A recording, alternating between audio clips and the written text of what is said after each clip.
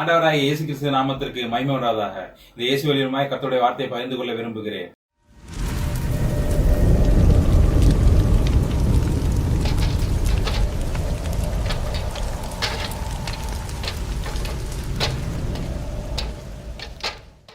வேதத்திலிருந்து ஒரு வசனத்தை காண்பித்துக் கொடுக்கிறேன்.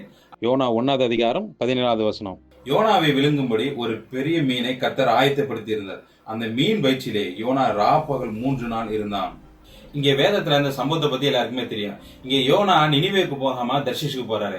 சோ ஆண்டோட பிளான் இல்லாதனால கப்பல்ல போற வழியில மிகப்பெரிய ப்ராப்ளம் உண்டாகுது. இந்த ப்ராப்ளத்தினால யோனாவை கடல்ல தூக்கி போடுறாங்க. பெரிய காற்று வந்ததுனால யோனா தூக்கி கடல்ல தூக்கி போடுறாங்க.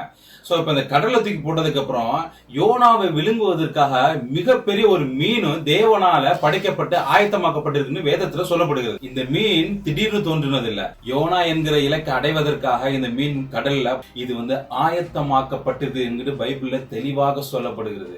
இதே கடல்ல பல நேரங்கள்ல இந்த எத்தனையோ கப்பல்கள் வந்திருக்கலாம். அந்த கப்பலோட சத்தம் கேட்டிருக்கலாம், பல பொருட்கள் இந்த கடல்ல விழுகிற சத்தத்தை கேட்டிருக்கலாம். ஆனாலும் இத்தனை சத்தங்களும் இத்தனை கப்பல்களும் இந்த மீனோடைய இலக்கை அடைவதற்கான தடைகளை ஒரு நாள் கொண்டு வரல. காரணம், இந்த யோனாவை கொண்டு வந்த கப்பலுடைய சத்தத்தையும் யோனாவுடைய சத்தத்தையும் நன்கு அறிந்திருந்தது இந்த மீன். இதே போலதான் நமக்குன்னு ஒரு இலக்கு இருக்கு. நம்முடைய வாழ்க்கை பல சத்தம் வருகிறது, பல சத்தத்தை கேட்கிறோம். இது எல்லாம் நம்முடைய இலக்கிற்கான ஒரு சத்தம் கிடையாது. நாட்கள் ஆகலாம், மாசங்களும் ஆகலாம்.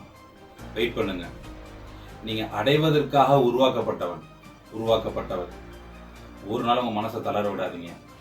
மற்ற சத்தத்தை கேட்டு வேறு திசை பக்கம் போயிடாதீங்க. உங்களுக்குரிய சத்தத்தை கேட்டு உணர்ந்தீங்க அப்படின்னா உங்க இலக்கை அடைய முடியும். உங்களை சுத்தி கேட்கக்கூடிய சத்தம் எல்லாம் உங்க இலக்கின் சத்தம் இல்லை. Listen to the voice of your goal. இந்த இலக்கின் சத்தம் உங்களுக்கு கேட்டுருச்சு அப்படின்னா மற்றவர்களுக்கு ஷேர் பண்ணுங்க. இயேசு வழியுமாய் அவங்களுடைய இலக்கின் சத்தத்தை உங்களுக்கு கேட்கட்டும். May God the Father, the Lord Jesus and the Holy Spirit bless and protect you. Amen.